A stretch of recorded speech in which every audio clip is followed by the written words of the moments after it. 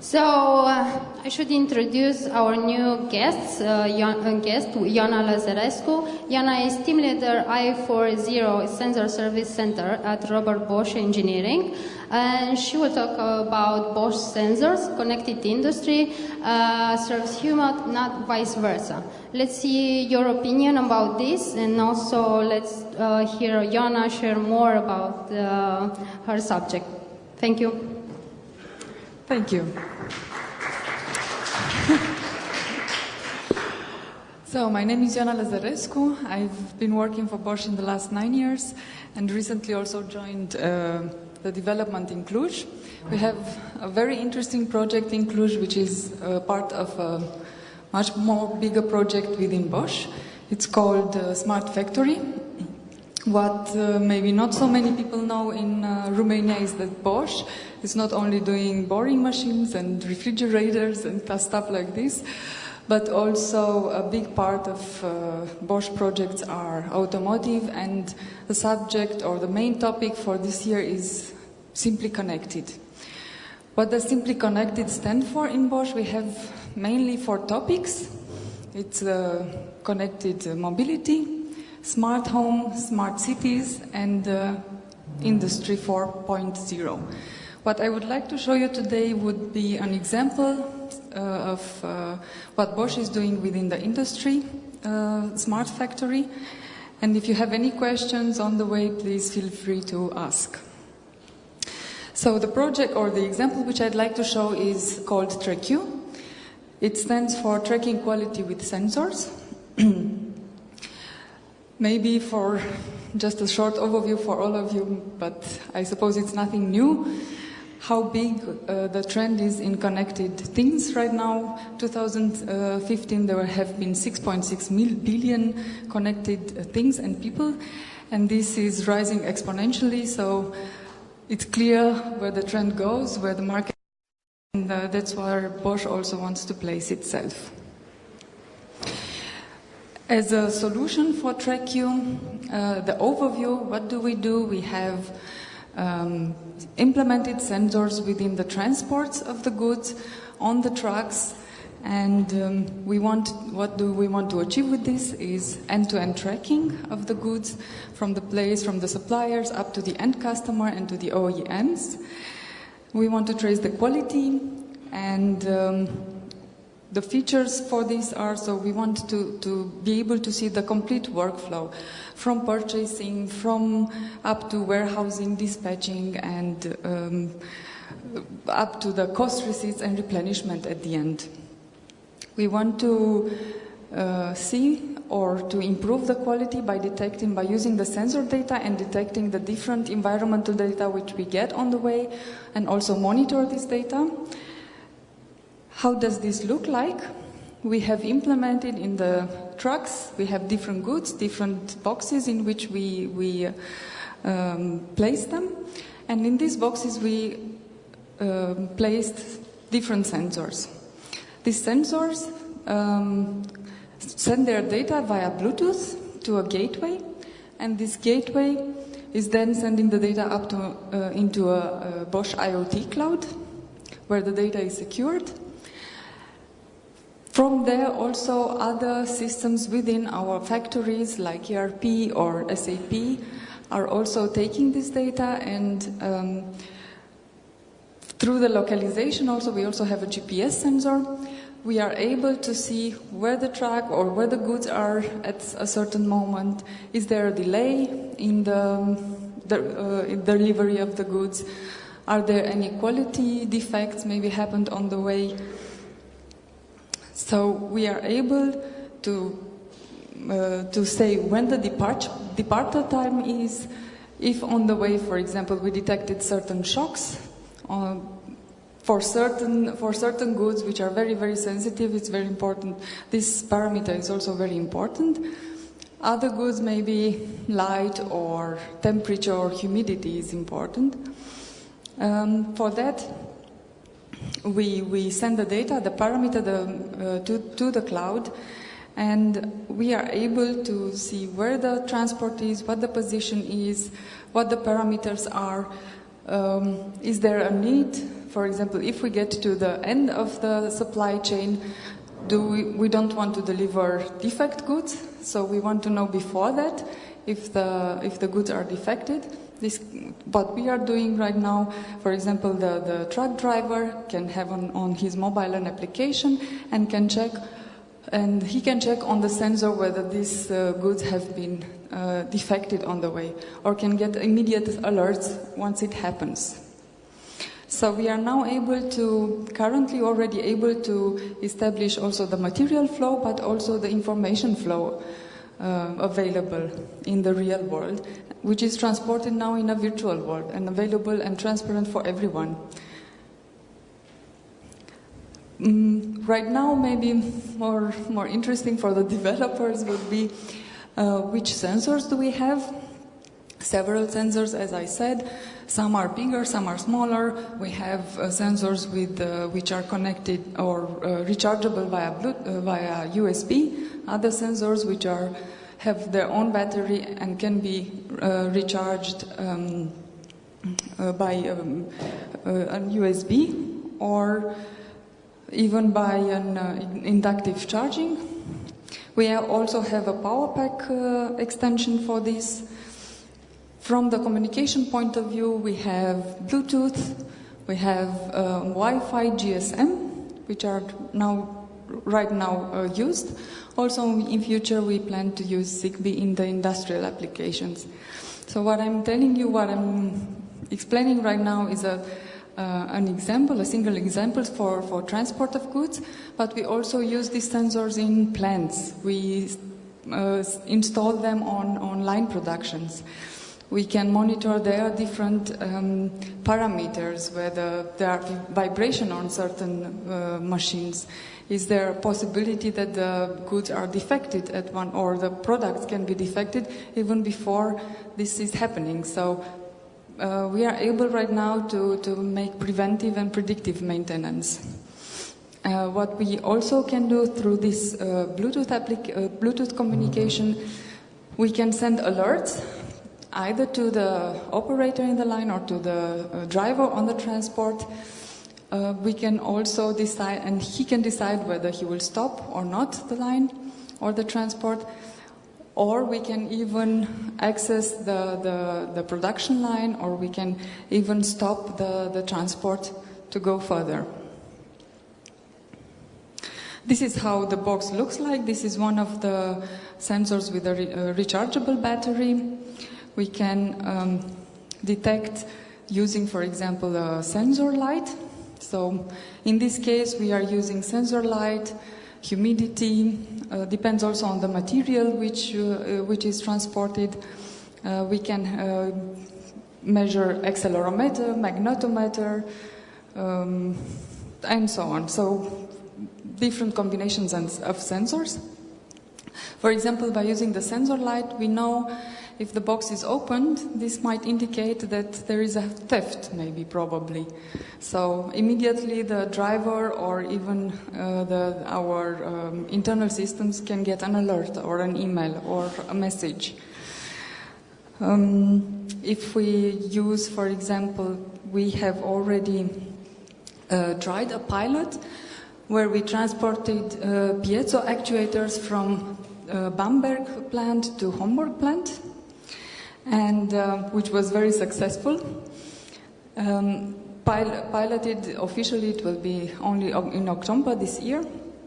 So we started by displaying the sensor data, firstly offline, can be done also online. Then we can identify the possible defects or damaged parts which are affected, and we will not deliver those. Then we can track the transport of the goods and the freights. This can be done by truck, by aircraft, by ship, or doesn't matter, because the batteries can last up to 100 or even more than 100 days. And in the end, we have now gathered a lot of data, and this data will help us learn if, for example, the route is was good for us? Is it cheaper or more efficient to take a different route? For example, if the way is not very good. Or is it possible that in case we have damaged goods, we don't want to deliver these damaged goods to our clients. We want to be able, before we do this, to know that they are damaged, and on the way maybe get some other goods. So also using the GPS and the data from the sensors, later on we can do an analysis with big data, and we are able to have predictions and correlations and also learnings for the future.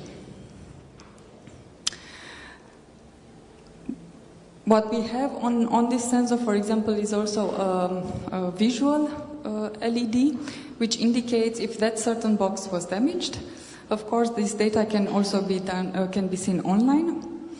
Like this, we have cost reductions, and failures up to 30% have been decreased only from this one example. So it was a big success for us. This is the route which we have tried from Bamberg to Hamburg. So anyone who has access to our data in the system can see which material is transported where, which goods have been transported, what was the quantity, how many were damaged. From this we also can have more efficient cost or reduction cost for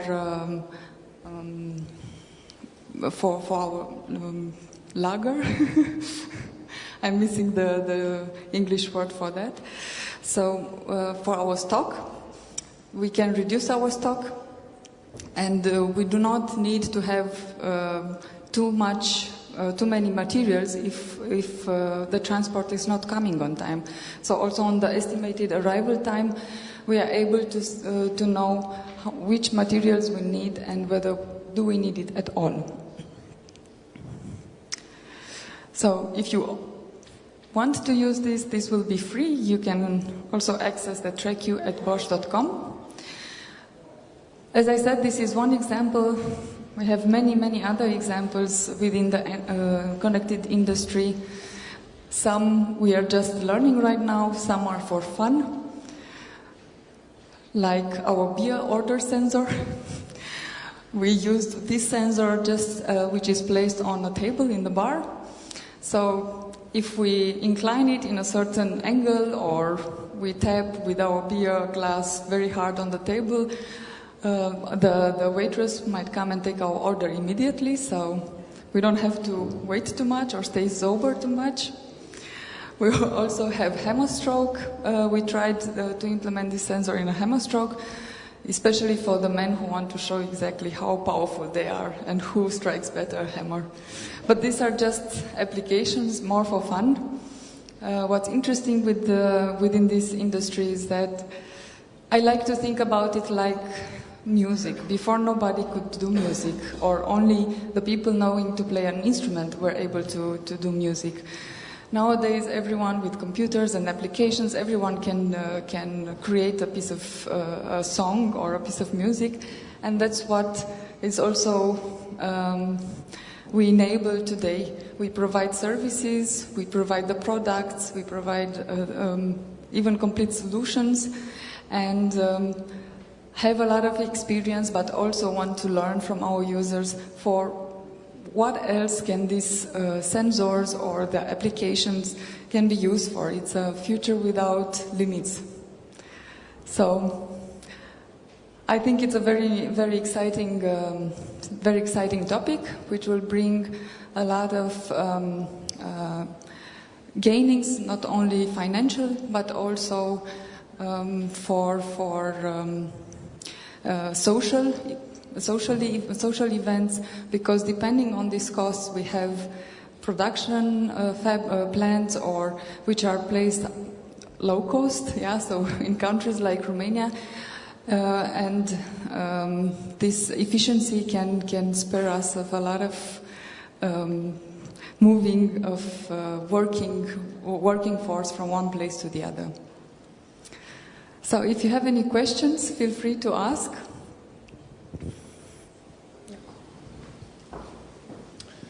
Hello.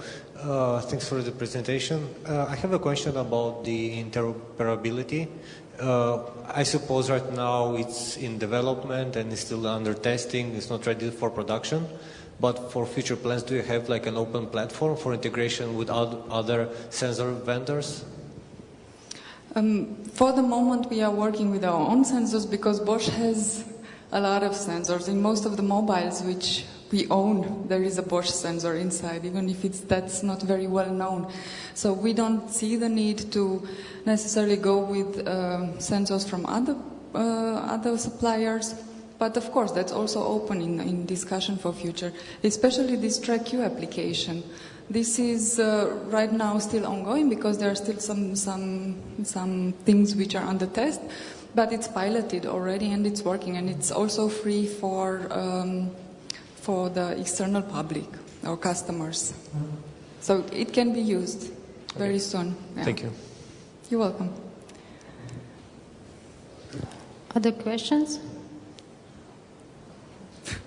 Yep. Hi. Can the sensors be configured to talk with each other and maybe take actions if there are changes in the environment? Okay. Yes, as I said, so we can send immediate alerts. For example, in case, I'll take this example because it's more near to what I've described before.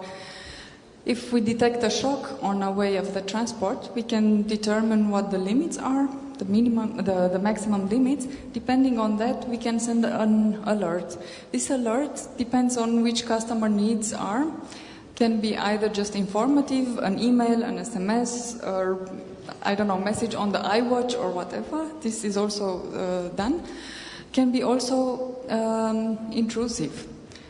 But this, for example, if in a production line, we detect there might be something bad happening in the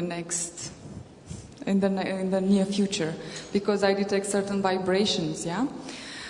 In that case, the sensor can be connected directly to the machine in the production line and can stop the production line.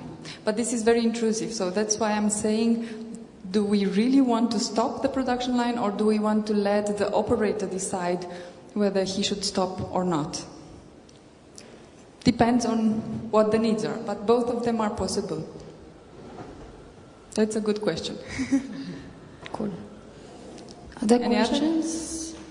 Okay. I already have one. Okay, great. Okay, so you generate a lot of data, and my question would be, how much of the data is simply analyzed for human operators, like let's say people who work in logistics, and how much of it is used for, let's say, learning or planning algorithms that might decide, I don't know, the truck takes a left turn or a right? That's also a good question. So what we have done until now, we have started implementing the sensors, which means we don't have yet really a big history of all the data. Only by having this big history we can learn from what the data, or even identifying these limits, what are the limits which we should define for certain applications. There are still a lot of production lines or plants and so on, which do not even have electronic management or electronic formats for their data. It's still on paper. So for certain solutions, first step is to get this data from the existing data from a paper form to an electronic form, bring it in a structured way in a big data format, and then analyze it. Yeah? So we do have certain learnings for certain use cases, but we still have a way to go for the others. Okay, thank you.